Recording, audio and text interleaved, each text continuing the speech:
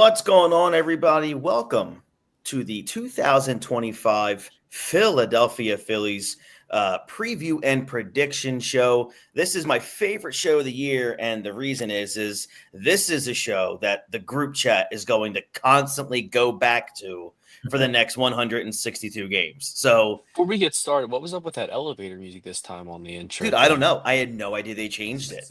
I was actually gonna start like jamming side to side. Like, this is good. This is nice. But I'm like, I didn't know that they changed it. All right. So just to forewarn everybody, since we are live, we're always live. I know John and Brad live relatively close to me. We have a really bad thunderstorm going on right now, at least where I am.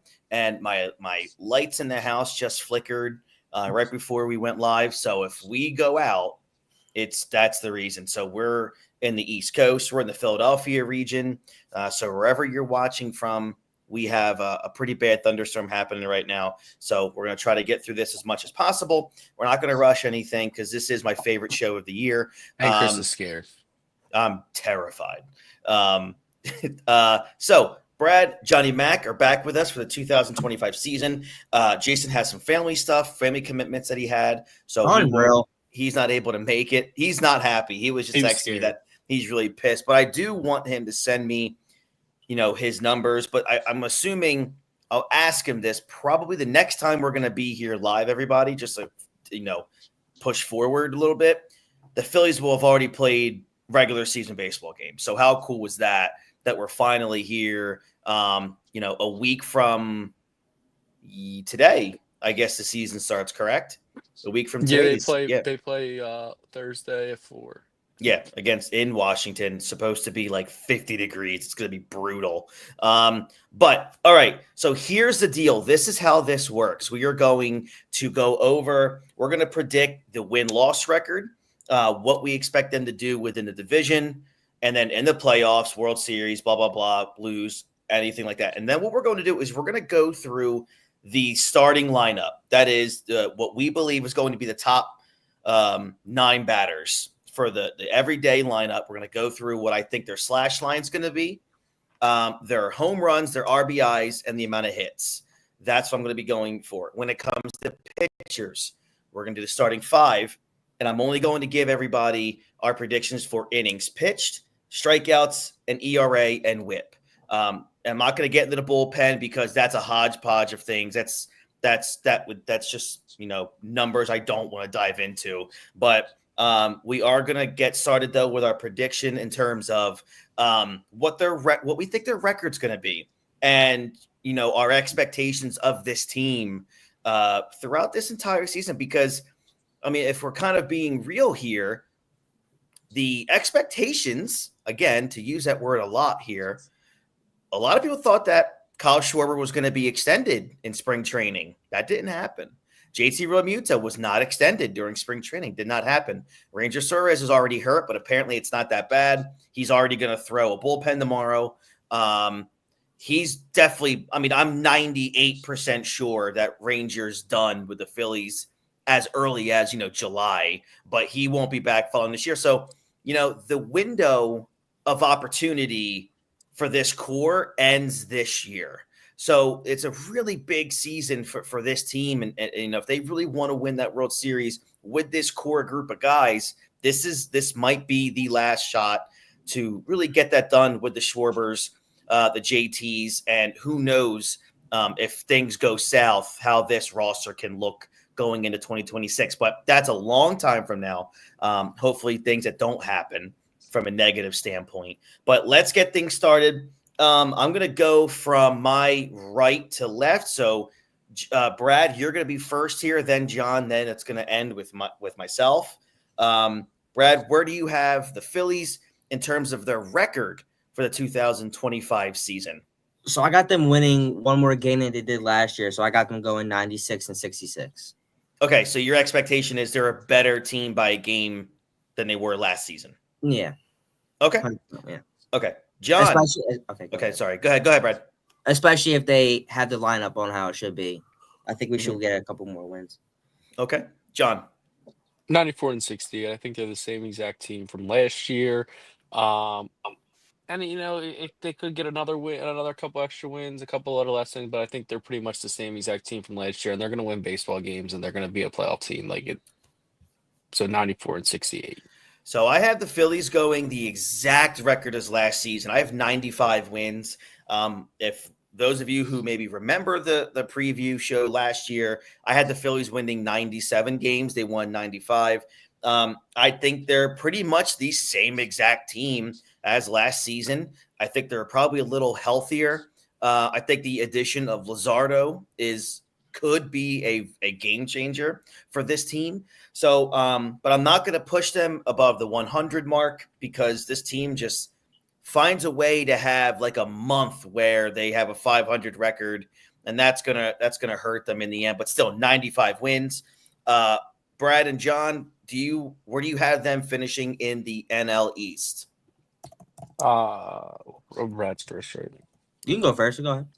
I have them winning the NL East. Okay. I don't think the division's that strong. The Braves and Mets having that, month of where, the Phillies can really capitalize early in the season because they have a lot of injuries and guys out. I think that's going to really help them and benefit them in the long run later in the season. So I agree. Brad, do you feel the same way they're going to win the division again for the second year in a row?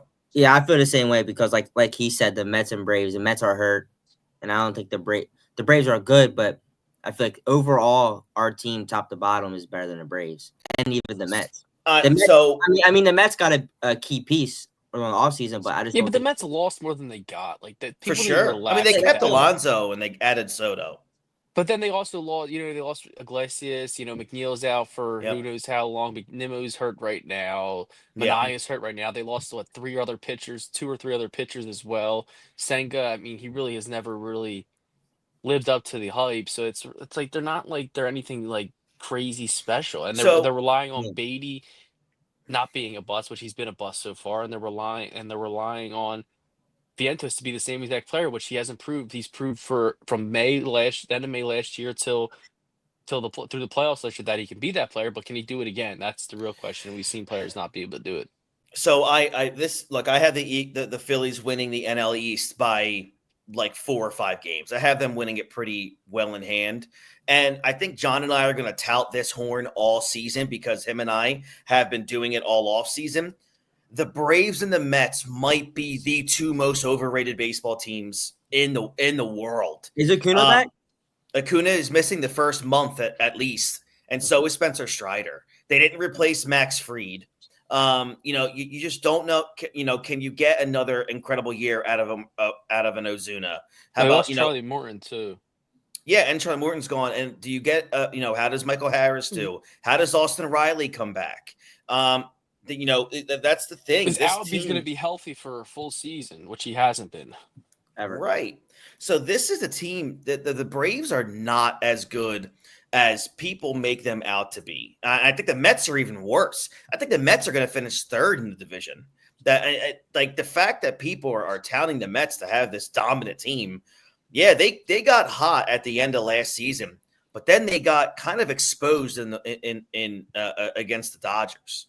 So, I just can't see how the Phillies, even if they struggle a little bit in a month or so, how they lose this division, because I just don't think the Braves and the Mets are that good. I think the Mets are far and away the third best team in the East. Look, I could be totally wrong on this, but I predicted the Braves were going to be bad last year, and they were. And people called me crazy. Yes, they had injuries. They were a playoff team. Yeah, for sure. And had injuries, so they weren't terrible. Yeah, but people had them winning the division, running away with it, winning over 100 games. Yeah. Well, yeah, so Phillies were plus 330 last year to win the division. Exactly. Right. Okay, so we all have them winning the division, which is great, right around that 94 to 96 wins, which is terrific. For Topper haters, John, that's probably not a good thing because if they have another 95 win season, Topper obviously won't go anywhere. He's probably going to get extended at some point. Yeah, but it's like one thing about Topper is, like, I think any coach can really win with this lineup and this roster. I mean, Girardi realistically had what, 90 games with them. I don't even think he had a full season length of games with with the roster that Topper has had, realistically. And I think Girardi was just the guys hated him and self-destruct and shut down for him. So it's a little different than I do think the players like Topper a lot better, but it's just like I don't think what he does he doesn't really do anything beneficial for the team. Yeah, he's just. So you're saying he's just one. I mean, we're not going to talk about it because there's no point. But he is. You're saying he's just a player manager where the team win despite him. Correct. I don't think they win I mean, I guess they win despite him. I think players like him and they like playing for him, but he doesn't do anything to make them a better baseball team. I understand. Like there's even Kevin Long said when they were talking about hitting, they have they're coachable, but they have bad. They're set in their ways. Yeah, they're set in their ways. That's a coaching issue. The coaches should be able to do something about that. And sometimes it takes a benching. It takes that's not Topper, lighting a fire. That's Charlie the hitting Daniel coach. bench Jimmy Rollins too. It's a culture problem with the players because they have so many veterans and they didn't have a young player like Jimmy Rollins who went through the struggles. And then they became a good baseball team. They didn't have they just brought in free agents to become a good baseball team. So these guys have already had their way of playing baseball, and they want to keep playing the way they're game baseball. They didn't build a culture that way. That's the issue with Topper. All right, so we all have them. But how's that a Topper issue? That's a batting coach issue. No, it's the whole thing because you can say it with pitchers. You can say it with anything. Yeah, I mean, even the coach. I mean, the coach can get rid of a hitting coach too. If you don't think the hitting coach is doing the job, you can get rid of your hitting coach and get a new hitting coach. All right, so we all have them winning the division between 94 and 96 wins. Guys, where do you have them going in the playoffs? How far? Brad, how do you have the 2025 season ending for the Phillies? I'm hoping I'm hoping they get to the World Series, but they have to get hot and stay hot at the right time. The bats have to stay hot. Mm-hmm. Turner has to do what he hasn't done for us yet. I want to see the Trey Turner that was in that USA World fucking Classic game where back-to-back homers. He has to start hitting. He had a good spring training, like John said, with the walk. What did you say it was? I think it was 9. I just said it's a little underrated thing that he's had 9 walks for a guy who really doesn't see many pitches and doesn't really walk. It was oh wow, he's maybe he's embracing this leadoff role and he's seeing pitches and he was walking a lot, which just kind of goes under the radar, which you don't really notice. Yeah. And Marsh had a good spring training. Marsh had a very good spring training, especially against lefties. Turner had a good spring training too. I mean, he started off. I wrote it down here. He started off spring training 0 for 13, and since then he's 5 for 15. He's 1 home run, 5 RBIs, 7 walks, 5 runs, 2 strikeouts, hitting .333. OBP of 500, slugging .533. So that's what he's done since starting 0 for 13. So he's But he was getting his first at bats. He maybe wasn't ready, for live pitching, and he worked his way. That's why you play spring training. You don't just start on opening day. So, Brett, if you had to predict, do you have them winning the World Series? If not, where do they drop out? My gut wants to say they're going to win the World Series, but I think if they're going to drop out, it's going to be right before in the NLCS. Okay, John, how about you? This is the thing. I've been going back and forth on. I'm really just not sure. I don't know why. I just can't. I have them getting to the NLCS, but I don't know if they win or they lose the NLCS. But they'll be there. That's I don't know. I don't know what I'll see. I don't know what I'll see from all the pitchers.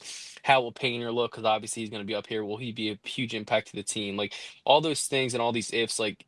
Especially we'll get to and start talking about the lineup, that what could happen with hitters and pitchers and stuff like that. I just don't know fully what I'll see throughout the season, but I think they'll be in the NLC. They'll be playing in the NLCS.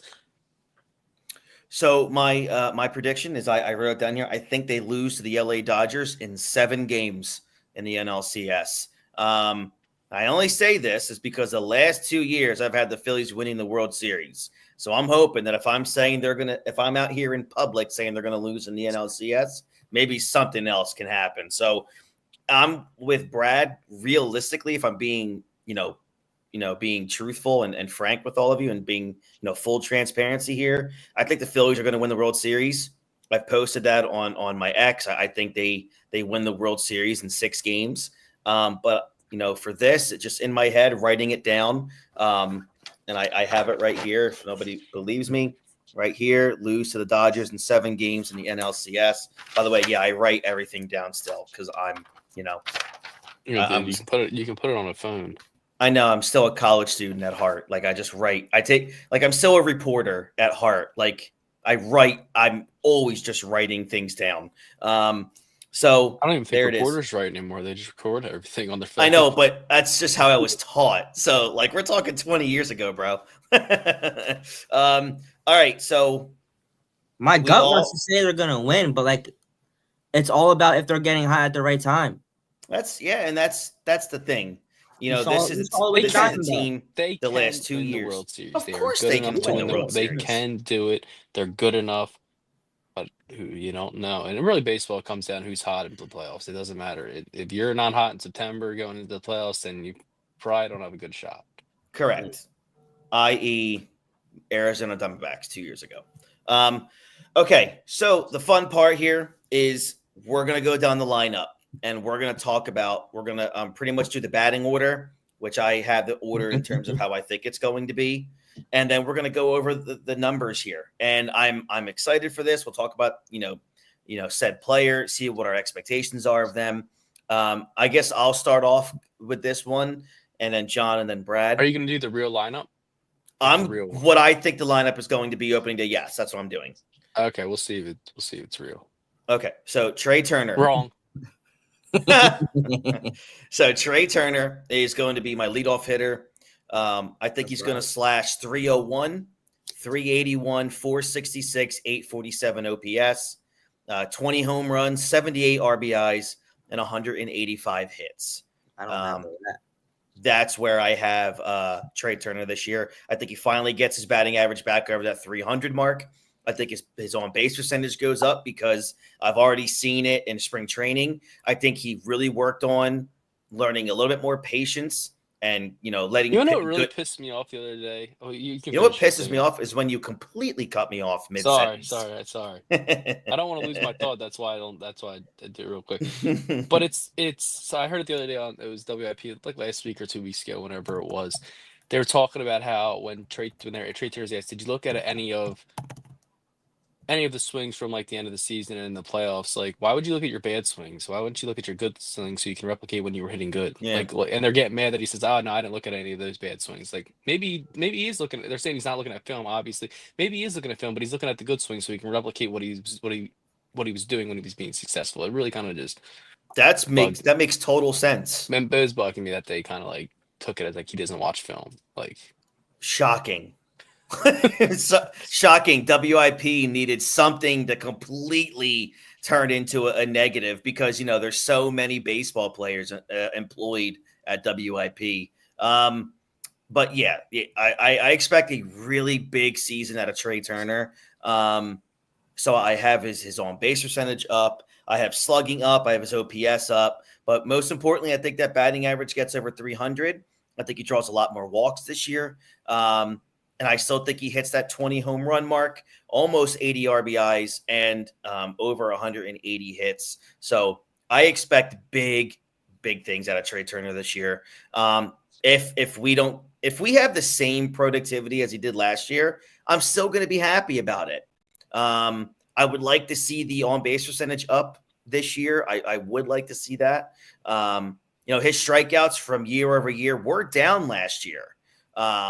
So, him striking out on outside the zone pitches is kind of a bloated opinion because his strikeouts were down last year by a pretty good amount. I think by almost 30. He also missed a lot, though. Yeah, he did. He missed a few. Yeah, he missed a few. But, John, your expectations, what's your stat lines for Trey Turner? He's gonna hit 290, 335 on base percentage, 460 slugging. You guys can do the math for OPS. He's gonna hit about 20 to 25 home runs, 70 to 85 RBIs. That all kind of depends on how Stott performs at the bottom of the lineup. Because I think he's gonna be in that 7-8 hole. If Stott has a really good season down there, I think Turner can drive in a lot of runs and kind of be like Schwarber was. If those guys are productive at the bottom lineup, I think. Even though Turner doesn't hit as many home runs this year, but I think he can drive in a lot of those guys hitting singles and doubles. That's why I have him almost 80 ribbies. That's a lot for him. I think he's going to score well over 100 runs. I think Agreed. that's Yeah. that. And then I think he's going to get close to 40 stolen bags, 35 to 40 stolen bases, being in that leadoff spot, not Mhm. having Schwarber, kind of, logjam him a little bit. Yeah. Brad, what's your stats? Your stat lines for Trey Turner? So I got him with but I think his average is gonna go up a little bit to 297. Wow. Okay. You said 300. I don't think he's I gonna said hit. 301. Yeah. Oh yeah, I don't know. I don't know about all that. Like my opinion, but I think he's gonna Okay, go that's fine. 297, 22 home runs, 68 RBIs, and 22 stolen bases. So everything's gonna go up a little bit. Okay.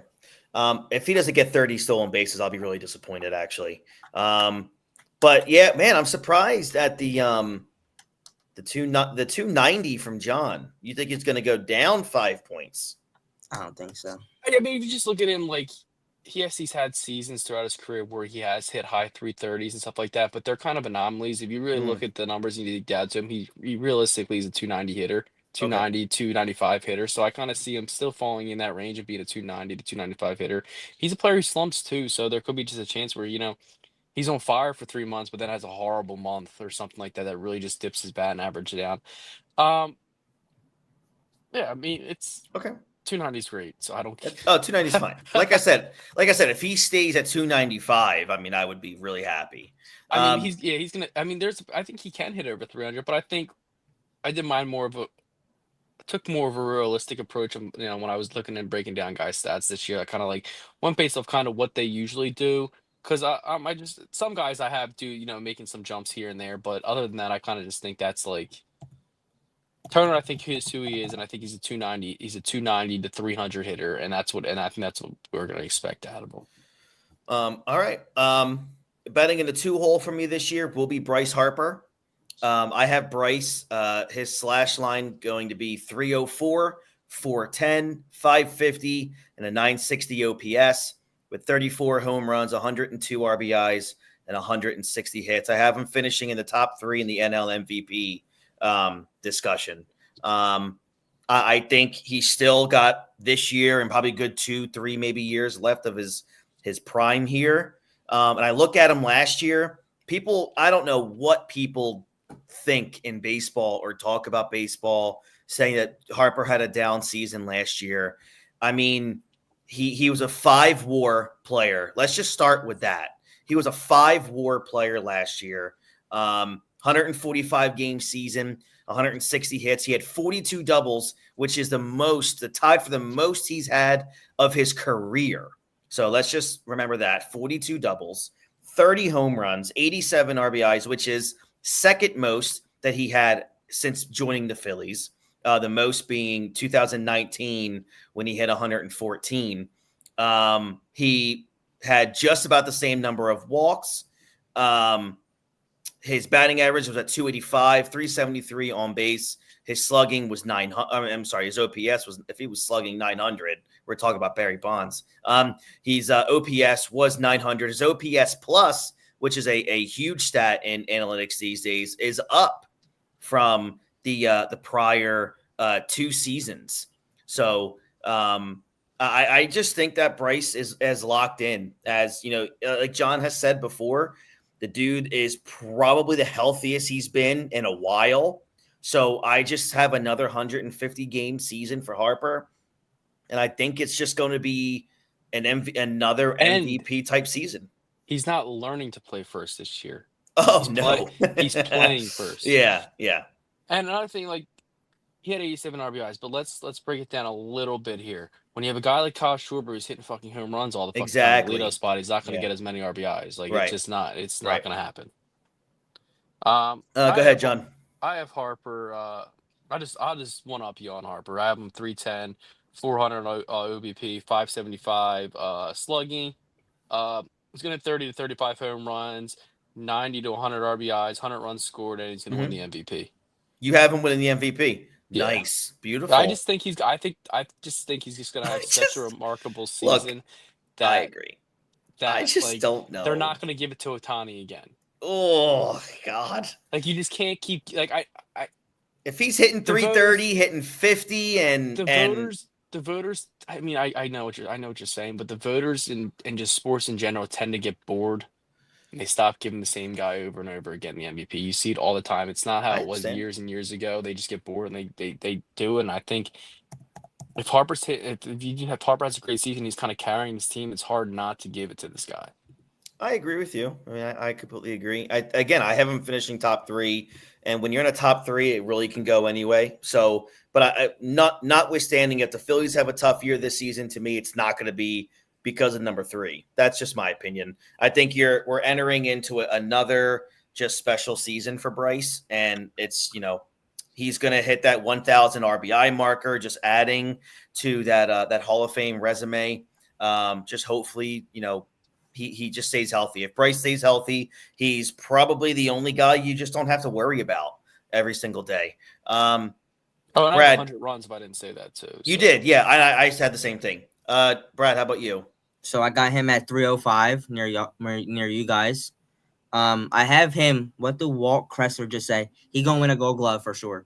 Yeah, he should have won it this year. Yeah, I don't know how he did not. To be honest, Christian Walker's pretty good though too. He is, but I have him winning an MVP like you guys. Also, I have him also hitting 38 home runs, 95 RBIs, and 7 stolen bases. The stolen bases. Yeah, he's right around that. And wow, 38 homers. Let's go. I have him. Like you guys said, I have him going up. He's gonna, if he's batting at the 2 and he has someone on base in front of him, which Trey Turner should do, I think he's definitely gonna go off this season. I agree. And he has to stay healthy, obviously. For sure. Yeah. All right. Batting third for me will be Alec Boehm. Yep. My slash for him is 288, 340, 465, and an 805 OPS. I have 21 home runs, but I have him hitting 111 RBIs with over 170 hits, close to probably 100 runs. I think when you got Trey at leadoff and Bryson too, Alec Boehm is going to have a chance to eat this season. And for those who have believed in Alec Boehm can be that really big time hitter that people have begged him to be, Jason and I have been asking for this for a long time. This is his shot. If Alec Boehm wants to get paid like a star eventually, if he wants to stop being involved in trade rumors, this is the season where he's going to have to just explode from an offensive perspective. So that's my opinion. I think the 21 home runs, I don't care about home runs when it comes to Alec Boehm. I want to see him drive in runs. I want to see him hit that over 100, 110 RBIs. Exactly. That's what I want. So yeah, I think a big season's coming from Alec Boehm, maybe even another starting all-star, not at third base again, but that's my prediction for Boehm. How about you, John? 285, 330, 450. He has 16 to 20 home runs. I just don't really see those numbers going up that much. He is who he is. I do see him hitting 50 plus doubles this year. I think he was well on his way to that last year before the injury happened and kind of set him back a little bit. But I think he's 100 to 110 RBIs. And I think he scores 60 runs. He's pretty much hitting the 4 hole in that spot. And the same guys are kind of hitting after him. I know Schwarber's going to be after him this year, but I just think, he's a slow dude. He doesn't really, I think 60 to 70 runs is kind of like where he sits at. Yeah, I mean, he had 62 last year and then the year before 75. So he's right in that, probably 60 to 80 at most. So yeah, how about you, Brad, for Alec Boehm? I'm not saying the same stats as you guys, but because you're doing like you're doing the slugging and all that stuff. But I have him at 285. I have him at 20 home runs. Like, I don't think he's gonna go over 16 to 20. So I'm thinking 20 at least, and then 105 RBs and 5 stolen bases. Okay. I look again. That would be great. All that. I mean, 5 bases. I'd be shocked.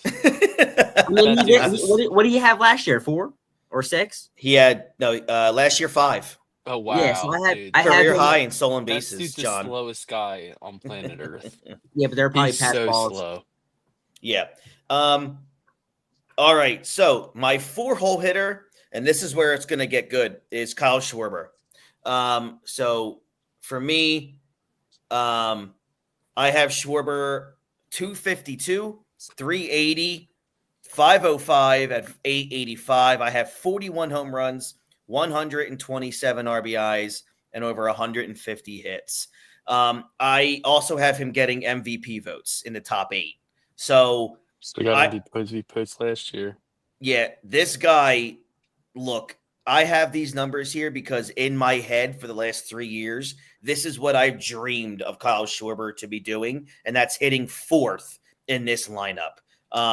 We've been robbed of that the last 3 years, so I'm really hoping that we actually do get to see that this year because Schwarber in that 4-hole, holy cow, it would just be great. It would be amazing. It also might benefit Bohm. Like Bohm could get walked more because, I mean, Bohm might see better pitches than because they know Schwarber's coming up next. So this is going to be I hope Topper can see what every other baseball mind sees is you will get the most out of Kyle Schwarber in the 4-hole.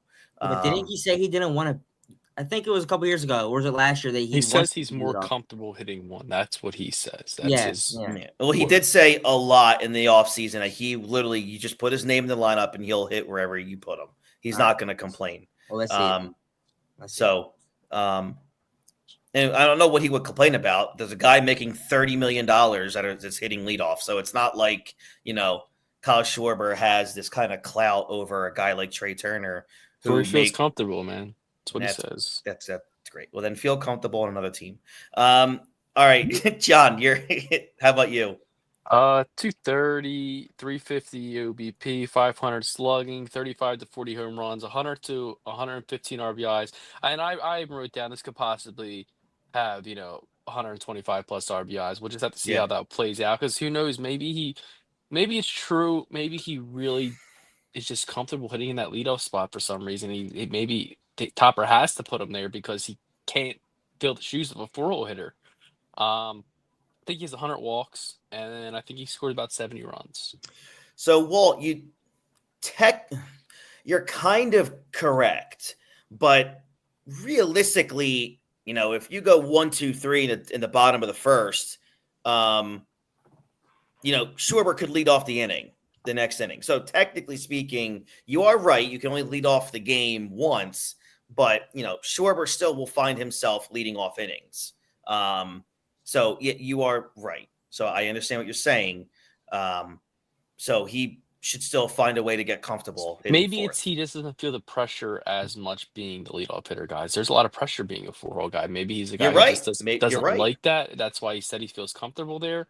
Yeah. But again, it's not about what he likes. Again, it could have just been something where I don't know. Some people like hitting places. Some people with Aaron Nola and Zach Wheeler don't like pitching on 6 days rest. Hey, look, Bryce Harper came out and said, "I do not like hitting leadoff. I'm not doing it." Yeah, like people are weird. Yeah. Brad, how about you with Schwarber?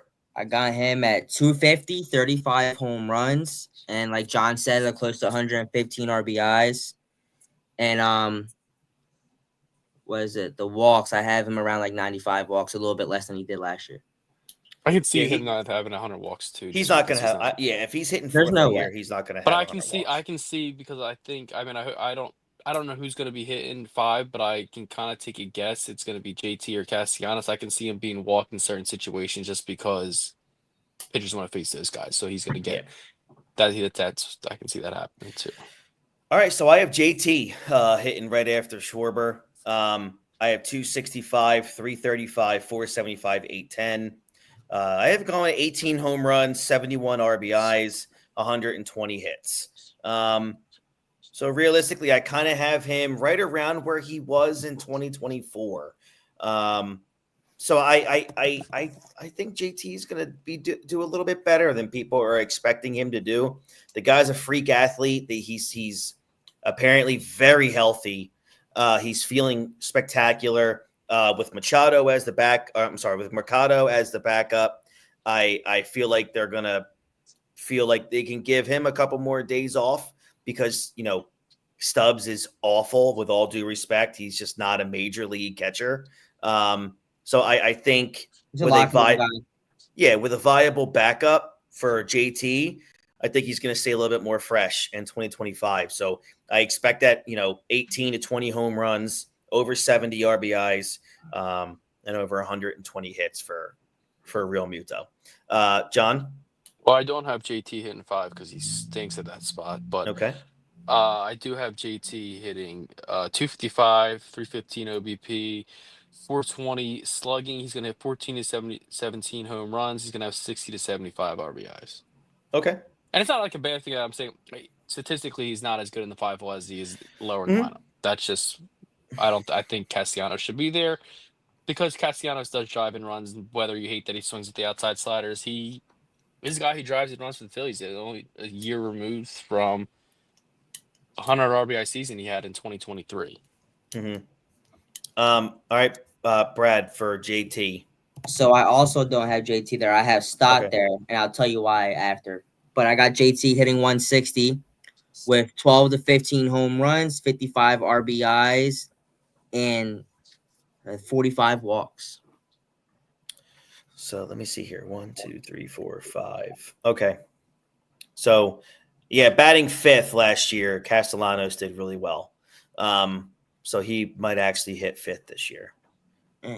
Last season, batting fifth, he had 209 at bats, 14 home runs, 45 RBIs, a 306 batting average. So hitting sixth, he hit 250, but he only had 160. It's just something about him, man. Everybody gets mad that he swings the outside slider opener and just get it And out of like your head. he has the most hits. lackadaisical swing I've ever seen. It It just Guy looks like hits. he never wants to be up there ever. It just gets Yeah. frustrating because he does. When a guy he struggles a lot, but he does get out of it, and he does. Yeah, I mean his numbers produce. were down last season, like and across all measures. His hits were down, his doubles were down, home runs down, RBIs down. Maybe his That's also batting he also average, was god slugging. awful for the first 2 months of the season. Yeah, when I was calling for him to be sit down. Just I sit understand, him down for a day. but you know, And then but like if you look at like probably from June on, he's one of their better hitters. Oh yeah, from June on, I think I talked about this. Like, looking. Let me go find it. I'm right in front of him now. Yeah, I think his last 2 months were really good. So yeah, so in April through March, he was batting right around 215. And then if you started June through the end of the season, his batting average was 276, 275, 275, 292. So Nick Castellanos did Nick Castellanos things from June to the end of the season. Just swung his way out of it. That's the motto of this team. They'll swing their way out of it. You'll hear it all year long. I'm gonna try not to get mad about it when guys don't get a day of rest. Yeah, I'm gonna this year. Yeah, don't get mad about it. But they swing their way out of it, man. Yeah. All right. So speaking of Casty, where do you guys have Casty? Oh, it's my turn. Okay. I have Castellanos slashing 270, 321, 485, 806, 22 home runs, 94 RBIs, and over 160 hits. I just have Castellanos having a Castellanos season. What? You have Castellanos 6? Yeah, but looking at it, I should have switched it. I was should going to have say put you him. cannot construct a Rob Thompson lineup at all. Well, no, I already am not because Schwarber's hitting fourth. Well, that too, but you also have 3 left. You're gonna have 3 lefties hitting back-to-back 7, 8, 9. What's that? Stott, Kepler, and Marsh. Yeah. Yeah. So yeah, that's my casting number. Where are you at, John? Well, I have Kepler hitting 6, but then that's just because the way Topper constructs his lineups. It has to be righty lefty. That's just the way he does it. And it should kind of be like that, except for rare occasions. I have him 260, 305 OBP, 425 slugging. He's going to hit 18 to 22 home runs. He'll have 70 to 85 RBIs. But I also think there's very strong possibility this could take a bad turn for Nick. Like you said, like his numbers were all down last season. But I still think he has some left in the tank. But I'm very nervous about this guy 24/7. Like what kind of player this guy could be, because he could be really, really good or really, really bad. But again, he's at that age where he could possibly want to keep playing in this game, keep playing this game and get another contract somewhere else where next year's his last year with the Phillies. So he could be looking for something in the near future where he might need to produce numbers this season and next season to possibly get another look by another I mean, team in the he's not future. old. He just He's 30, turned 33 33, yeah. So he 2 still weeks has, ago. and I So, still think he has some left in the tank. And I think he's one of the guys, and I think, Harper's along those lines and Schwarber's and the Turners that are really motivated because this realistically, like you said before, this is kind of like the last go around with these group of guys, and they could just be looking themselves in the face like, hey, like yeah. let's go win this thing. And Bryce said it to Jimmy Rollins, and Jimmy Rollins said the best line back to him was, I hate hearing about the 2008 team. And J. Rose said, well, I hated hearing about the 1980 team, and then we went and won in 2008. So he said, go win one. Like I think that's kind of where this team's at. And I think you're going to see a different Phillies team most of the year about how motivated they are Yeah. to get that World Series. I read my paper wrong. I have Castellanos hitting 5th, and then I have Stott and then Real Muto. That's Okay. I read my paper wrong. But yeah. All right, Brad, your predictions for Castellanos. Well, I got Stott at 5, but I'll tell you why when we get to him. We'll get to Stott. Yeah. So Cassie, I got batting 250 with 18 home runs, 90 RBIs, Oh, 5 boy. stolen bases. If he hits 250, I don't ever want to see him again. I just think based off last year and what I swear to God, and my dad, your dad too, and I guess you could say John's second dad. It's just like watching him at the plate and just seeing that one arm slow ass swing, the lackadaisical swing, it makes me want to just not turn the TV on at all. So it's hard. It just pisses me off. I don't think his son should be at the game no more. He hits home runs when he's Look, it's difficult for people to kind of get, but since maybe John knows, but I've been a baseball junkie forever. I watched Castellanos in Detroit. I watched Castellanos in Cincinnati. The dude has never changed his approach at the plate. It's just who he is. You can never accuse a guy for not being aggressive. I mean, he wants to go up there and he just wants to hit. And it sucks. Where was it? I mean, he hit his when last 3 months. He was something the second best player on the team. Yeah, when something bad happens in the world, like a big event, and then he'll hit a bomb the same night. Hey, look, let's be real. Though, in August and September, he was the most reliable player on the team. He hit, but he is, like John said, he's the only guy in this lineup that I think about 24/7 because it's just every single day. It's like you don't know what Nick Castellanos you're going to get. You just don't. You don't even know what he's thinking, dude. When he talks, it's like, what is going to come out of his mouth? I know. All right, next, Bryson Stott. I have Stott having a huge comeback year because I really believe in this kid. I think he's the best second baseman in the world, and I think he's going to prove it. I think it's 287, 338, 430, 768, 14 home runs, 66 RBIs, and 175 hits. And he's just a platinum glove second baseman. I love watching him play that position. He's the best defensive second baseman this franchise has ever had. I think he's just incredible out there. And I said defensive. You're going to piss a lot of people off by saying that. He is light years ahead defensively than Chase Utley.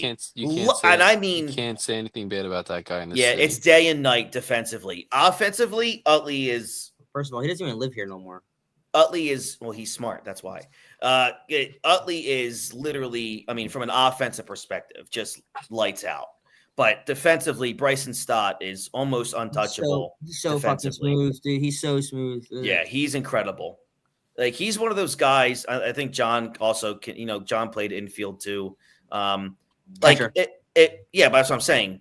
He's one of those guys where any ball that's hit his way, you can just be like, all right, let's go. Let's get to the next batter. Let's just work. Let's go. But at second base, I don't think people ought to realize it. Like, he's not that great of a shortstop. Like, he's like Turner at shortstop. He's a great second baseman. That's what he is. He's just built to play that second. And people need to stop wanting to be shortstop. I think he's a better defensive shortstop than Turner. He might be, but yeah. But he can't move from that position. So people need to get it out of their head.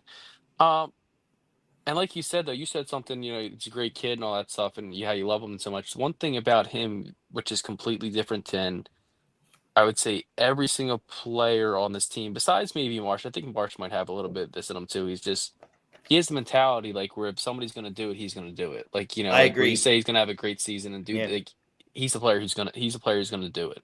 I Like he agree. has that mentality like where you'll see the change. Hmm. I have him hitting eighth just because of Kepler. I think Kepler brings a little more pop to the lineup, so he's going to hit in that 6 hole and have JT at seven, and Oh. then Bryson Stott at eight. But I have Stott hitting 275, 340, 345, 395, 12 to 15 home runs. He doesn't really have much pop. He's not. That's just who he is. It's not his Um, job. Yeah, yeah, he's gonna have 60 to 70 RBIs, but I think he's gonna yeah, steal 30 plus bags. I mean, I think he had absolutely. 30 plus bags stolen last year, or was damn near close to it. And yeah, I I'm mean, pretty sure he had 30 I don't know if he, 30 what? last year. Yeah, he had 30. 30. He had 32 stolen bases 30, last yeah, I year. knew he Yeah. was. So Yeah. I think he does. I don't know if he'll ever be a 300 hitting second baseman, but I can certainly see him being 275 this season, and we'll see how he does this season. And maybe he shows something where in the future you can say, like, oh, this guy can be a 300 hitting second baseman in this league. But he's Mhm. definitely going to be 275, 345, 395. How about you, Brad? He's also young. He's only 27, dude. That's the That's crazy old. thing. That's old in baseball. For a second baseman, your prime is what? Oh, I mean, he's for second base. He's He in could his play. prime. He could play He's 10 in more his prime, years. so I wouldn't say That's he's what I'm saying. young. He's in his saying he's in his prime. prime, Yeah, but like but I I wouldn't have say he's him. young. So like I said, like you guys were saying, I think he's gonna have a breakout year, and also he just wasn't in. I don't know if it was in his own head or something was going on. He just wasn't having a good season at the bat last year.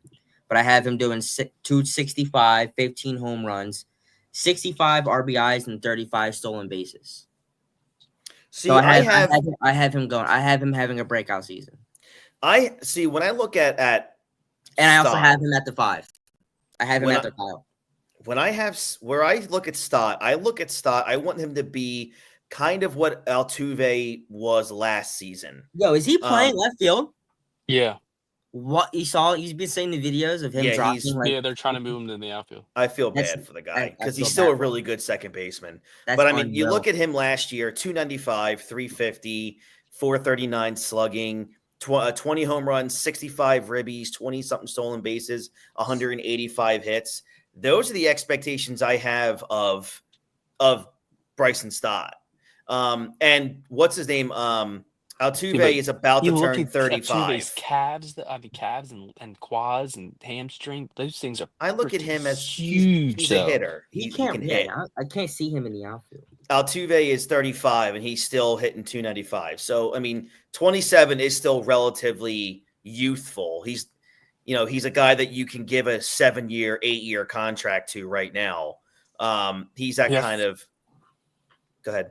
I forget why Altuve's in left field though. Didn't they sign somebody that could play second base, I and mean, that's why they're putting him out there or I whatever? have no. It's It's just weird. wild to me. Are they trying to maybe keep him around I longer? know they had that rookie Cam Smith who's been just ripping the cover off the baseball in spring training, but he was a third baseman in college. So I mean, I don't Mm-hmm. know why. Did they? I don't remember them signing anybody who's primarily a second baseman, Mm-hmm. if I can remember Good correctly. Let for me him just. for saying willing to do it. So he's one of They the lost greatest. a lot too. I mean, maybe they think it's their best option in the outfield because they've had struggles out there, especially with. Oh no, Cam Smith actually has been playing right field, Mm-hmm. actually, not third base. But maybe they think it's their best option since they lost Tucker to play him out there, and they can get more out of a platoon thing at second base than putting Altuve out there, I Mm-hmm. guess, because it's not as an important position. I don't know, but does it really make a difference if your left fielder stinks and your second baseman stinks? Yeah, Does it really? They both stink. yeah, yeah. I don't think it makes Um, much of a difference. Chris, I'll be right back. I'll be right back. yep. All right. So let's go to Max Kepler, and this one was hard for me. Like it's a very perplexing player to kind of predict because if you look at the first half of his career in Minnesota, he averaged 23 home runs, 70 RBIs, a 240 They batting signed average. Brandon Rogers. Oh, I see. That's why. That That's explains it.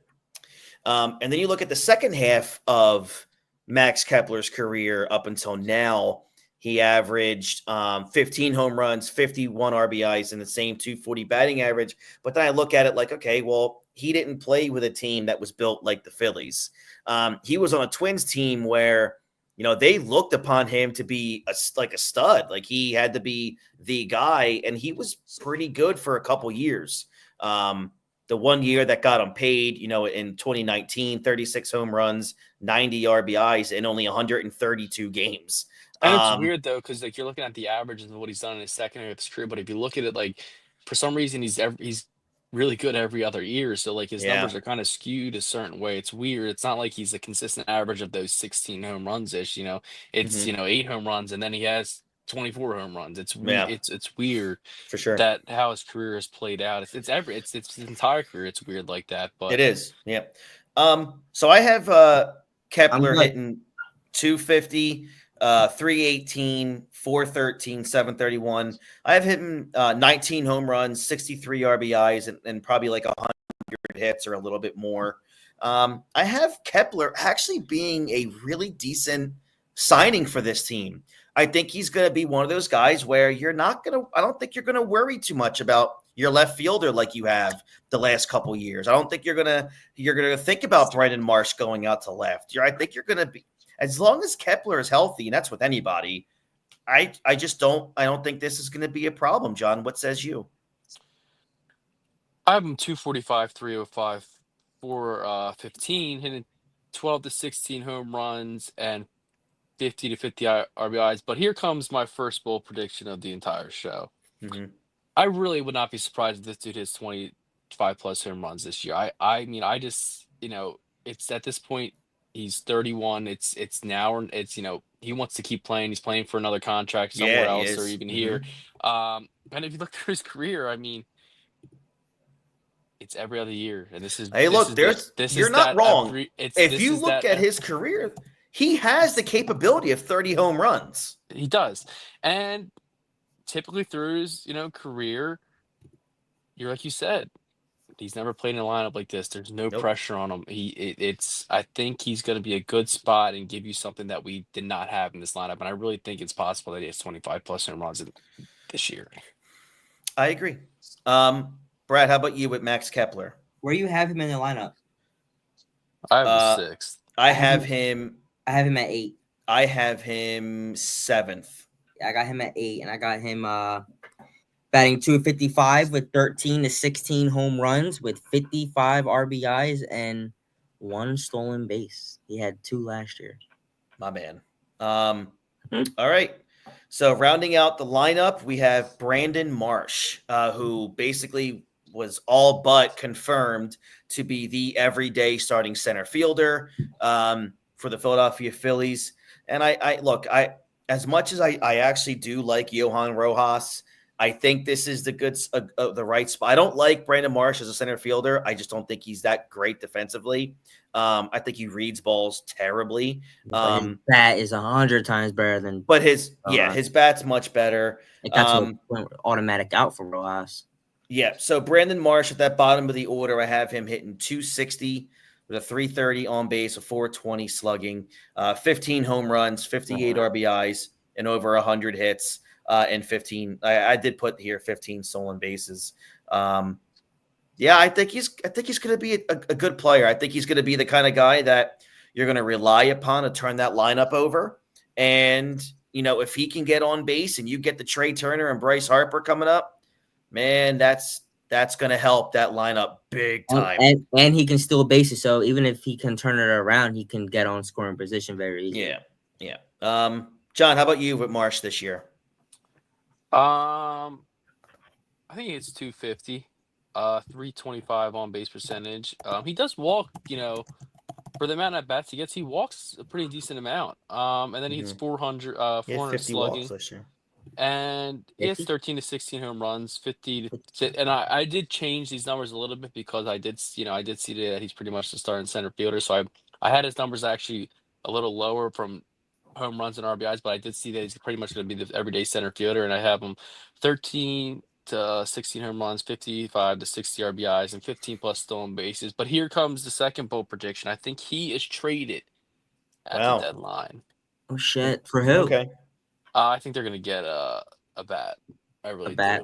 do. A right-handed bat. Yep. Yeah, that makes sense. I thought the same thing. That if he has a pretty strong first half, if Him they and need a Ranger. right-handed bat, he's the Him perfect and set. Ranger. Like he's that perfect addition to a trade to get you a right-handed bat. And I didn't put this in the predictions because I don't think it's gonna happen because I think they're gonna get an outfield bat. But if they don't, and the Toronto Blue Jays are really bad, you can really see the Phillies getting Vlad, and Harper goes back to left, Cassiano goes to right field, and Vlad's your first baseman. I'm starting to feel. You said Harper goes to left? No, right, and Cassiano goes makes to sense. left. All right. I mean, I'm actually starting to feel like maybe the Blue Jays do extend Vlad, but if they don't, they were like $15 million off on the last thing it was. I mean, give Yeah. him an extra Toronto never pays. They never It pay. was, but like they were so close. That's like the thing about it. Like they were so close and they stopped talks. Like they were close. It was it was a matter of like $3 million per year. Like it wasn't anything like it was like a 13-year deal or something like that. And it was a matter of like $3 million per year or something like that they were off on. So like it wasn't something like outrageous where like he wanted the $700 million that Juan Soto was getting, and they're like, we're not paying you $700 million, and they were willing to pay Otani and Soto that type of money too. So why not pay Vlad, who's a damn good player, who's hitting 300 and he's gonna hit you 30 home runs a year. Been So in the it's league like as long too. Soto, guess what? Soto got all that money, and Soto doesn't hit 300. I'm just gonna say right now, man, I think he's the most overrated player in baseball. I think Kyle Tucker is more valuable than Juan Soto, and I think Vlad is way more valuable. And than he's a Juan guy Soto. to watch because if the Cubs aren't that good like they're supposed to be, he's a guy who could get traded at the deadline too. Absolutely. Soto just makes the MLB more money. Because guess what? I don't think the Cubs are paying that dude. Soto is one of the worst defensive right fielders I've watched in baseball. Gold Glove finalists. Yes, and Bobby Abreu won a Gold Glove. So I know it's hilarious to me. Okay, so let's go to the pitchers. We'll get that. Hey, bro, you never asked for my opinion on mine. Oh, my bad. I thought I did. Go ahead. Dude, unbelievable. I got him batting 245, 15 home runs, and you said 60 RBIs. I have him for 60 RBIs as well. I have him at 60 RBIs. And I also have him for 25 stolen bases. Oof. Okay. All right. What do you have? I think he had like what, 20? 20. No. I think he had 20 on the dot. Hold on.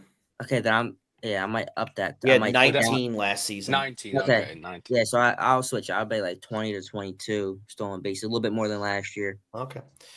All right, let's go to the starting rotation, and then we'll get out of here. My favorite part of the whole team. Yep, absolutely. It's going to be fun watching the staff go. All right, Zach Wheeler. I have him at 196 innings, 208 strikeouts, a 2.18 ERA, and a 1.10 whip. And I have him finishing. I wanted to give him the Cy Young, but I do believe that Paul Skeens is going to have that locked up. He already does. So I'm going to say if Skeens doesn't, then I'm going to say it's going to go to Zach Wheeler, because I think if anybody wants to go look at numbers from last year, Zach Wheeler was a 1,000% robbed of the Cy Young. The only thing that, to me, pushed Sale above him is the archaic way of looking at wins and losses. And he had more strikeouts. I don't know if he had a lot more strikeouts, but everything else, I'm pretty sure Wheeler had him. So I just think Wheeler's a better pitcher. So yeah, I have Wheeler winning the Cy Young or coming, in a very close second. John, how about you? I have him 200 plus innings. I have him a 2.35 to 2.5 ERA. I have a 0.95 to 105 whip and 205 to 215 strikeouts. And I do think he wins the Cy Young this year, actually. Finally.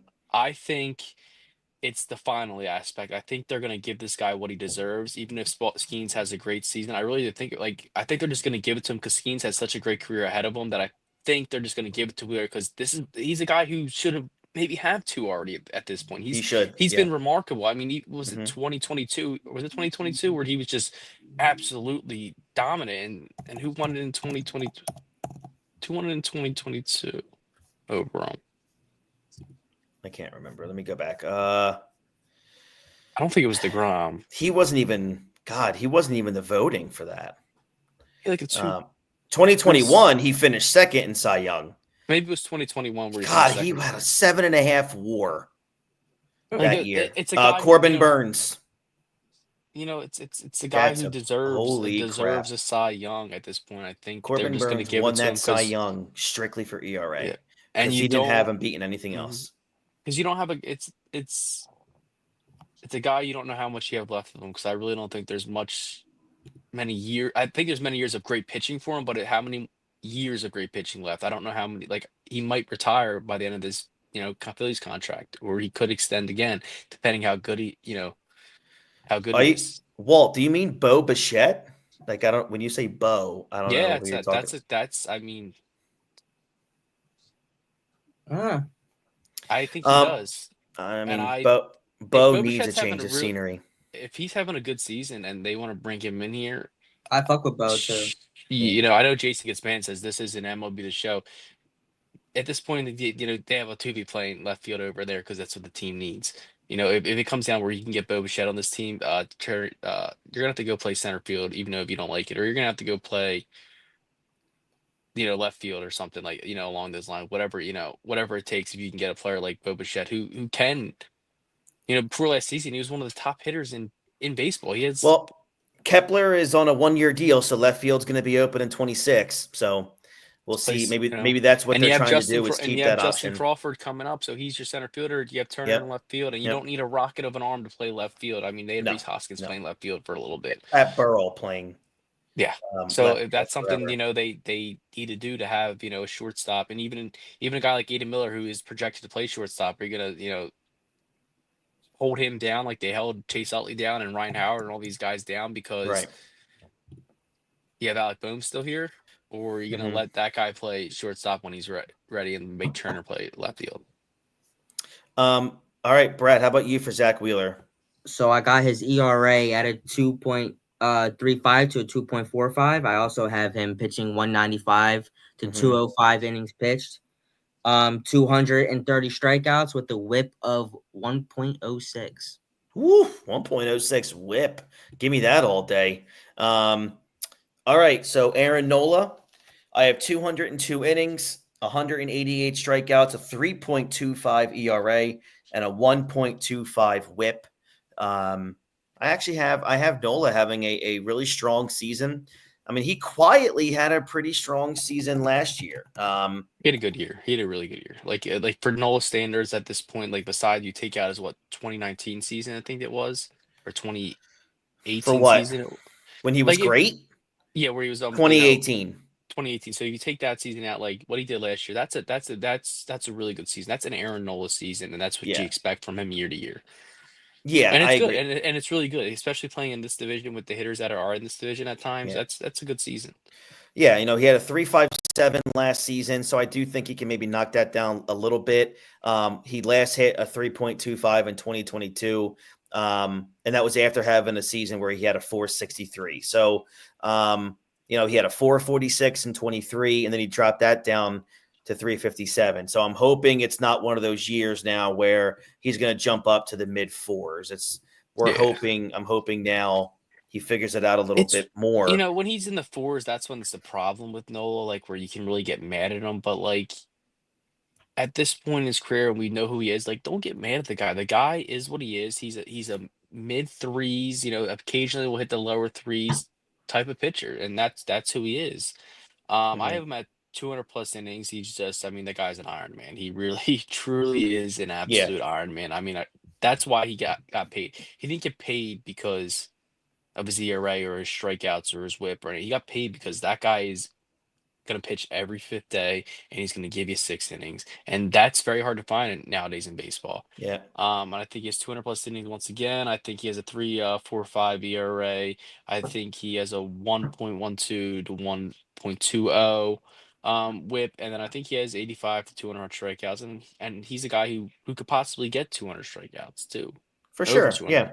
He hit 200. He had 197 last year, and the 3 previous years of that was all over 200, 235 in 2022, 223 in 2021. So from looking at his numbers, I feel like he hasn't missed a start since like 2017. That's what I mean. Like it's insanity. I think that was the one time he was, knock on wood, like seriously, like Let's look at one time he ever like was injured. That was the year he had that little bit of of an injury. I think it was his back. I think he had like a back thing. Okay. Brad, how about you for Nola? So here's my thing with Nola, and it's like it feels like it's every time I watch a game when Nola pitches is that they don't hit for him.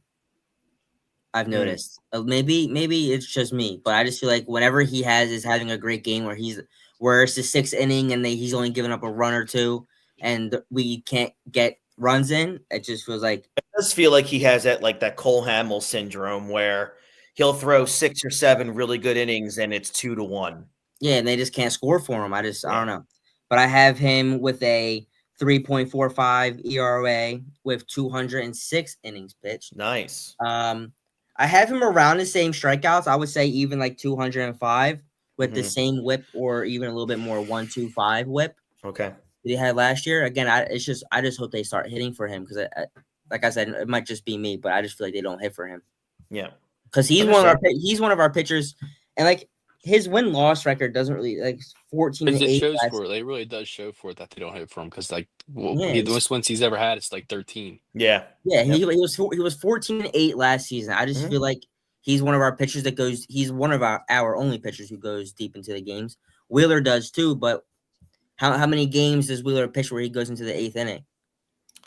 I'd have to look. I mean, he's over 200 innings a lot. More I mean, than most. they lead the league, those two, in inning, like the amount of innings that they pitch per year. For I mean, the fact to have two guys that you can almost like blindly just say 32 starts, 200 innings, over 200 strikeouts. Like, I don't think there's another team that has that 1-2 punch of durability and the amount that they actually pitch. I think the Philly starters by far like doubled the amount of innings pitch of any other rotation last year. Yeah, I just hope especially with the hope they hit emergence of Sanchez. Sanchez. They were going. They were and when Ranger was healthy, he was going deep in the games last year. I just hope they hit for him, dude. That's my only thing. Yeah, we'll see. It's weird. It's almost like, and we've said it so many times. It's almost like they know that they have these great guys on the mound. They know they don't have to be at their best at the plate for some reason. It's I don't know if it's a and Yeah, but then it seems fucks like their it's pitcher up. that it seems like it's not even like it's a lot of teams. Like, you see a lot of, I mean, look at DeGrom for years, Yeah. when he was with the Mets. I mean, this guy had what, the Years. consecutive straight like starts where it was less than 2 runs and it was like what, like 20 consecutive straights. It was something ridiculous where he just wasn't giving up runs. Yeah. But I don't get it. It happens. But I mean, this team is very well capable of scoring runs for those guys any day of the week. All right. The next guy who I was most impressed with of probably, any baseball player last year, made the All-Star team. I think he's going to be even better this year. He worked with Cole Hamels in the offseason and in spring training. I think this guy's a stud. Harder. I think Christopher Sanchez is almost as close to an ace in the making as there is. I think he's, last year he had a 3.32 ERA. I think he is right around that this year, maybe a little bit less. 181 innings last year. I think that goes up to around 187 to 190. I'm going to have like right around the same number, probably 160 strikeouts, and a whip of probably right around 1.15. Man, he had Cy Young votes last year, and I'm telling you, I think he's going to get it again this year. I really do believe he's maybe the second best pitcher on the staff. And that says a lot. And that's not taking anything away from Nola. I just think Christopher Sanchez can be so dominant. And that changeup might be the best changeup in baseball. I just love the guy, John. How do you feel about Sanchez? I mean, the same thing. And I want you to say thank you, Matt Klentak. Thank you, Matt Klentak. But that changeup, it's the one thing that they get a weird way, and that's just because I think JT's horrible at calling baseball games. Why? Like, there's games where like they look at the scouting report, and comes to analytics too with Christopher Sanchez. Like, it'll be a team that's not good at hitting sliders, and they're throwing a slider. Why? Like, the guy's strength is his changeup. Just throw his changeup. Like, that's when you saw him have his bad games. Towards the end of the year, you kind of saw like they got away from that, and they were just always throwing his changeup. I think he has 180 plus innings this year. I think he has a 2.95 to 3.15 ERA.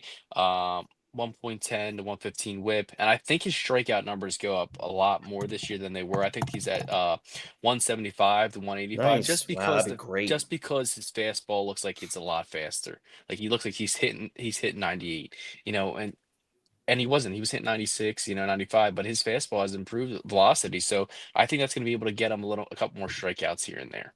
Hmm. And I said, and I have that, this kind of like basically says like, this season defines him as the team's number 2 pitcher, and I For think he sure. has an ace level season, kind of what I you have already said. Yeah, I agree. Brad, how about you for Chris Sanchez?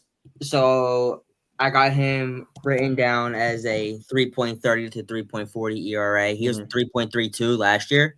So I think it's going to go, I don't know. I hope it doesn't go up, but at least stay the same.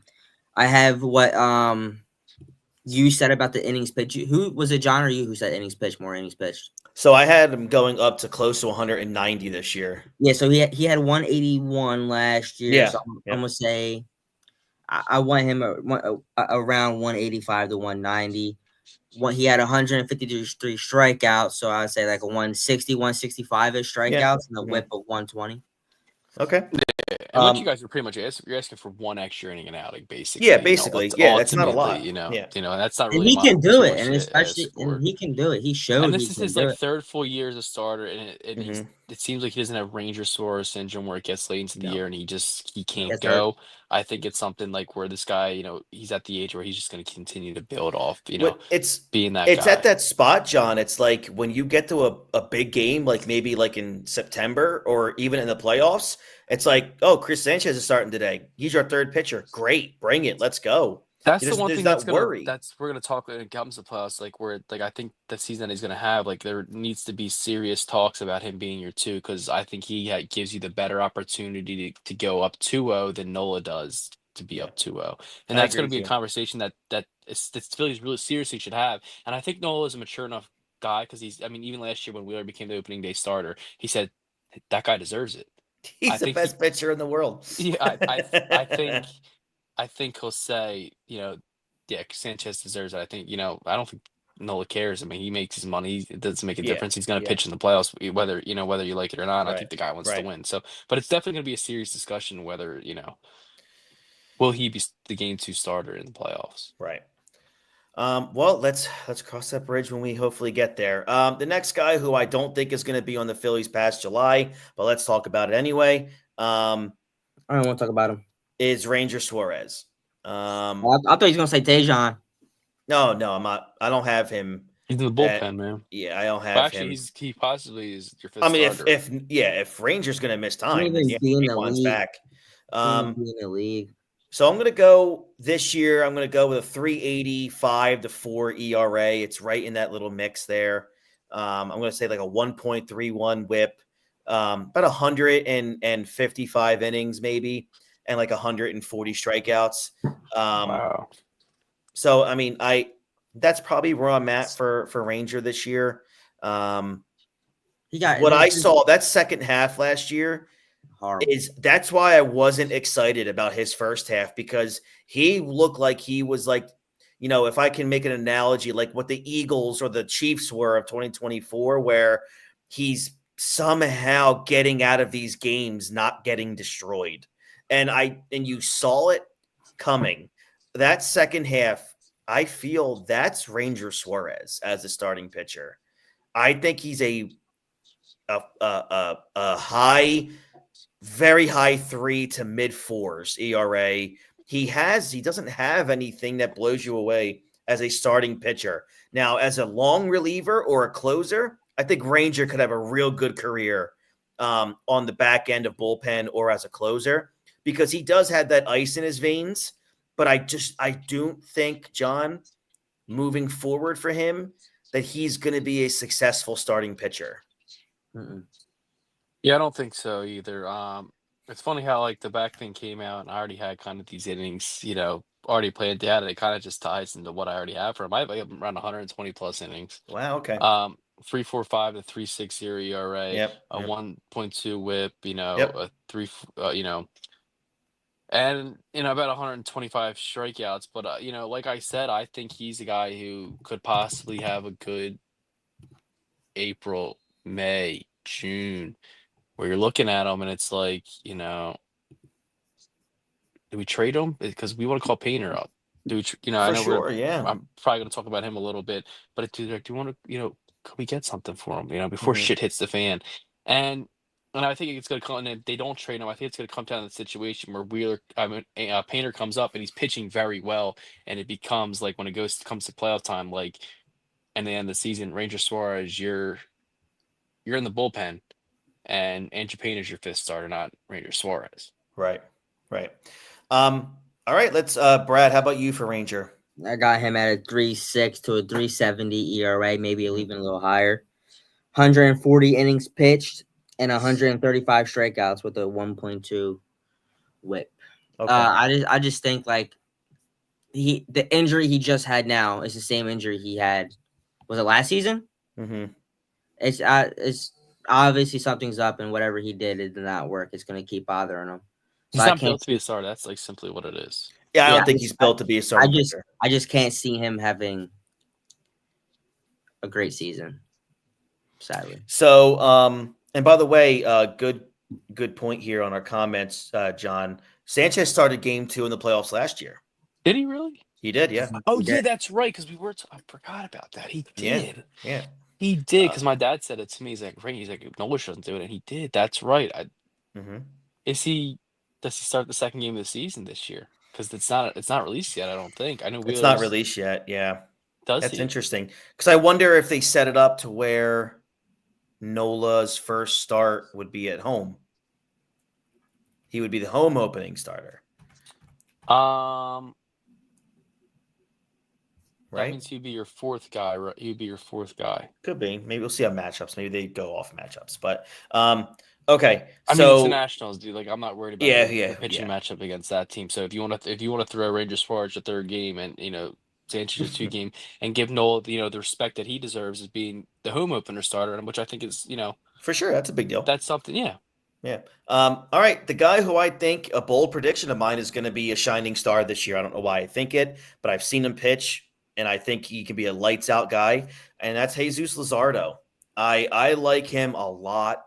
I have him at a 3.5 ERA, 175 innings, and maybe just about 200 strikeouts. That's where I have him. I look at what he did 2 years ago with Miami.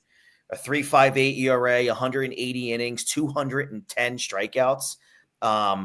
The kid's got it. I mean, he's on a team that can help him out.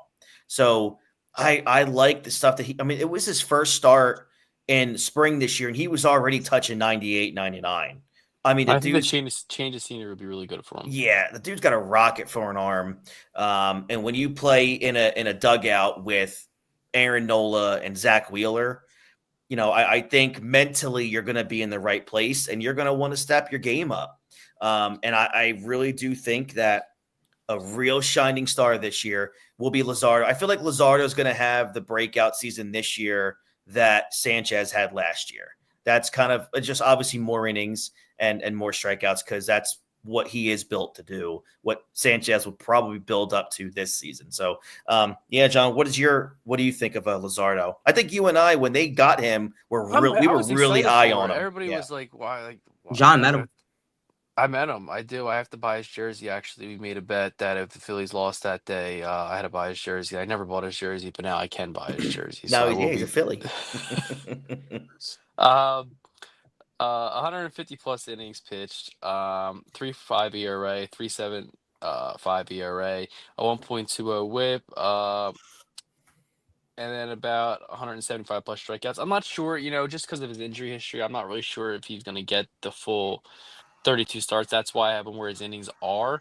And I also think that this team will eventually go to a 6-man rotation, which will drop his innings a little bit. Yeah. Or it's something weird is going to happen where I don't know how they're going to do it because I think they're really going to respect Nola and Wheeler's opinion. Where Nola and Wheeler will still pitch every 5th day, but these guys won't be. They're going to be. I think they're going to do something weird with these guys, especially because of Painter. Because I think they really probably going to want Painter to pitch once a week. So it's going to be interesting to see how they approach that once they go to this 6-man rotation and when they go to this 6-man rotation. So that's kind of why I have his innings down a little bit. I think it could be beneficial to a guy who has had an injury history. For sure. Yep. All right. So, Brad, how about you for Jesus Luzardo? I don't really know much about him, but I have him around a 3.85 ERA with 160 innings pitched and around 125 strikeouts. I don't see, especially if he's a fifth or sixth starter, I don't really see him putting in much work, but I have him around a 1.25 year whip. All right. I know, John, before we head out of here, you want to talk about Painter. What do you want to say about Painter? I'm just, I mean, and I have one more thing too. I just want to ask you guys one more thing after this. I'm just really Sure. excited for this guy. I mean, I wrote down his predictions just because he is going to be on this team at some point this season, and it could be sooner rather than later. You never know what's going to happen, especially with the news that broke with Ranger that yesterday that he's having back problems, and we all know how Walker is, and we don't know if you go through a month and a half of just you're getting absolutely nothing out of your fifth guy. I think we could see Painter a lot sooner rather than later, and I think he gives you about 100 innings, and I think he's about a 3.20 ERA, a 1.10 WHIP, and he's probably going to have about 120 strikeouts. I think he's the guy we've been waiting for. He doesn't turn 22 to the beginning of April. Yep. He's a guy who probably would have been on the opening day roster 2 years ago had it not been him tearing his UCL. It's really the prospect that this organization and us as a whole have been looking for in a player. And I think he's going to live up to hype. And you could tell by just the Phillies how they were trying to make moves, and people are getting mad that they weren't. They were trying to make moves. Everybody wanted this guy. Yeah. Why? I don't think if you don't think a guy's good, I don't think everybody's going to want him, and everybody wants this guy. So I think it's going to be really exciting, and I think it's something that we talk about players getting older, Wheeler, Nola, and stuff like that. It's something that this maybe we become a team like the Dodgers where you have a guy we can start reloading, and I'm really excited to finally see this guy. And I mean, he's a massive human being. He's even Oh my compared to God, he's Verlander. a mutant of a I saw him human. next. I saw him next to Luzardo, and I'm like, Jesus Christ! And Luzardo's a thick guy, and he's about 6'2". But I think I can't wait. I can't wait to see him pitch, and I can't wait to see him develop as a Philly. And I think he's has possibility of being this Phillies team for a very, very long time. Yeah, I agree with you totally. And I Brad, think what are he's going your to be the best pitcher in baseball by the time, the top prospect in baseball by the time he gets caught up because of who all these guys are going to be ineligible. interesting? Because if you look at it like Rosaki, Roman Anthony, Rabupini roster, the what's his name from the other guy. But if you look at the 7 guys in front of them, they're probably going to be on the opening day roster. Besides maybe the dude from the Twins, Walker Jenkins. Mm-hmm. So he might be the 2 or 1, prospect in all of baseball by the time he gets caught up in June. Because they'll be ineligible to be a prospect at that point. All right, Brad, what are your expectations of Andrew Painter? I don't know. I don't really think about him that much. Yeah, I mean, the guy's been dominant every time he's pitched. That's the John's been talking about him a lot. But like the one thing I look at, like he has been so dominant every time he stepped foot on a mound. Like that's the craziest. Like in the minors, like he literally has a sub-1 ERA in the minors. Like that's like absolutely insane. And he's only pitched 2 seasons in the minors. Yeah, and in he looked great over in the fall league. This year he just might be a guy who's just that guy. I think the Phillies did it the right way. They didn't rush him back for Tommy John. He's going to be almost 2 years out by the time he starts. I think they did this the right way. They played it the right way. And I think he's going to be ready to go by the time it happens. And then the one question I had for both of you, who's going to be the 4th guy on this bench? Because this team has a lot of lefties, and Cody Clemens has had a great spring training. And who's going to be the right-handed bat? But can I you guess really it's put Mundo Sosa. Yeah, I guess you're right. It is, but like, do you put another lefty on? but Left-handed bat Cody's on the not bench? bad though. He's not. No, he's not. I know he's not, but it's usually they usually want to. But it's another left-handed bat. It's another left-handed bat. That's the problem. It's Yeah. not that he can't do it, and you can't cut him. Like if you release him, he is going to be on another team. Like that's the crazy part about it. Yeah. But I mean, I was just thinking about like who do you? I don't know. That's a good question, man. That's a great question. I what's his name? The dude that's been smashing home runs for the Phillies. The catcher. No. Racino There you go. or Konos, whatever his name is. Yeah, But he's a yep. lefty. I know, but still, the dude swings a sweet bat. Yeah. You know who else was in sweet bat? Vlad Jr. So I mean, that's the ideal. And another thing too about it, I know was it Walt? Was that his name Walt? Yeah. He brought up Bo. Do you put Harper back in the outfield and put Bowman first and Bo at shortstop? Does Harper have the arm to go back in the outfield? Yeah, I yeah, think he's fine. He hasn't been back there since. but So I mean, he played there his whole life almost, so Yeah, but he's a he'll be Gold Glove fine. first baseman. he's fine, dude. He went to I first base and agree. became a Gold Glove first baseman Look- this season. I think he can go back into left field. Look, if it I mean, was right up to field. me, he would never get out of the dugout except to pick up a bat. That would be that's my ideal But their world problem is the of Phillies' Bryce problem Harper. has been filling those outfield positions, and I think it might be easier to add a guy at first base or another infield position, like third base, and move Bohm to first base, than it is to find an outfield bat because they have been god awful at finding an outfield bat. Mhm. Yeah, Mm. yeah. Unless Marsh, you never know. Marsh could be. He figured it out.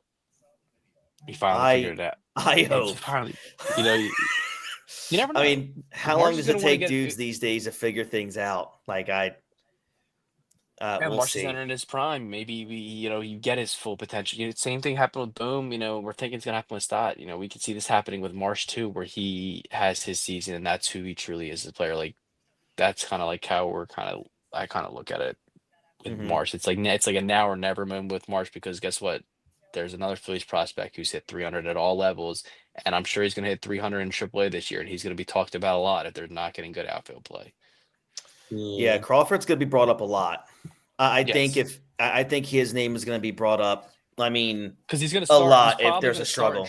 He's probably going to start in AAA. If not, he'll be in AAA by June. And if he's hitting 300, he's going to be talked about. And if Okay, he so continues to, So go ahead. Sorry. say it. No, I'm just saying. You go. I'm pretty much done. What would you? So what would you bring up Aiden Miller if Boom starts going down? Bohm would have to absolutely fall off the face of the earth. Fall off the face of the earth or get hurt. Yeah, if he gets hurt, that's different. And then I would have the conversation, but I don't. He might still be a year out. He might still be a year out. If Bohm has a great season this year, that's going to be. There's a very strong possibility he could be traded. Bohm next year, and Miller's your starting third baseman opening day next year, or Turner's in. I think there's probably the best. I think the best thing that I think is what's going to happen is probably Miller's on the team opening day next year, but where? That's probably what it's going to come down to. I mean, you look at it this way: Bohm is going to be 29 turning 29 in season. He's not a free agent until 2027. So that's another thing the Phillies got to look at is if Aiden Miller is in your plans for next year, which I'm assuming he probably will be, then you got to move Bohm. But also, it's another thing too. He said, "I'll play anywhere." Yeah, he's going to be your third baseman. Yeah, you're probably right. But maybe you want to keep Bohm and move him to left field. I feel like he's athletic enough to play left field. Or it comes down to a situation where he's having a rocking year in the minor leagues, and they decided to start throwing him out in left field in minor leagues game to see if he can play left field. And he's on the team playing left field this year. You know what I mean? That's a good point. But I don't see that really happening. I see him because he did say like I'm going to try to get up there as fast as I can, and I'll play anywhere. I'm here to, I'm trying to be on the Phillies. Like that's kind of like he wants to get to Philadelphia, and he says he'll do anything that it takes to get to Philadelphia. And if one of them's moving to left field or moving to third base, you know what I mean? Like, but I just don't see that. I think he's 1 year away. Yeah. I think you're kind of the only prospect top guys is Miller and Crawford are the only guys I can see getting called up this year, and Crawford is possibly a stretch depending how bad Marsh and Rojas is and Kepler are. If they're bad, I look at Crawford having a really good shot at coming up for two reasons. Kepler and Marsh get hurt. Yeah. So I look at the fact that the way that outfield is, I think of all of the prospects, I think Crawford has the best shot at coming up. Yeah. And Painter, you can't say best shot because he is getting caught up. They pretty much. Yeah, I agree. Well, I knew Jason was going to say something sooner. But yeah, I mean, he's proved that he can hit at all levels so far at a 300 level, which is, what you want to see out of a prospect. And he's already been in AA for enough time that I think he's going to be in AAA. So I don't think he's that far away. I agree. All right. So that wraps up our 2025 preview and prediction show. This was a lot of fun. It's always the longest show of the year. Our shows mostly throughout the year will be literally half of this. So yeah, the next time you hear from us, the Phillies regular season will have already started and we would have already played some games. So we'll be back here not this Sunday, but the following Sunday once the regular season starts to recap the first few games of the season and then preview the following week. So all three of us have the Phillies winning between 94 and 97 games this year. And all three of us have them at least making it to the NLCS. So hopefully, man, if we get to the NLCS, obviously anything can happen. So let's just get to that point. Let's not go backwards anymore. Should be a really fun season. If you guys are watching on YouTube, which a lot of you are, please like this video. Please like the video. Hit that like button. You don't have to subscribe. Just hit the like button. That's all I care about. But if you are watching on YouTube, like the video, subscribe to the channel, and of course, ring the bell for notifications when we are going to stream again. Thank you very much, John. Thank you, Brad. And Jason, I'm not going to thank you because you were not here to help us this evening, but you made damn sure to make a comment. You sanctimonious SOB. No, I'm just kidding. Love you, Jay. See you next weekend. Thank you guys very much. Hope you have a great rest of your week and weekend. And I can finally say it here from now until the very last game of the year. Have a good one, everybody, and go Phils.